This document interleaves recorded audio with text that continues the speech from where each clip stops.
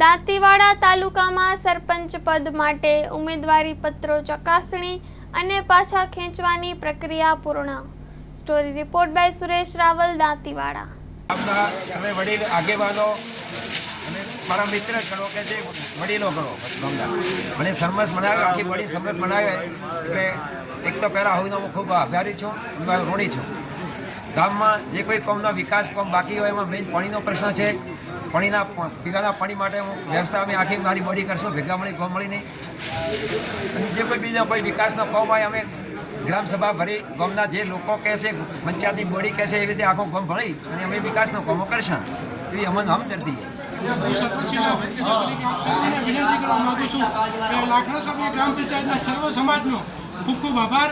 અમારા ભાઈચારાના ભાવનાઓથી અમારા સરપંચ શ્રી સજનબેન હરજીભાઈ આજે લાખણાસર ગ્રામ પંચાયતમાંથી બિનહરીફ તરીકે ચૂંટાયા છે।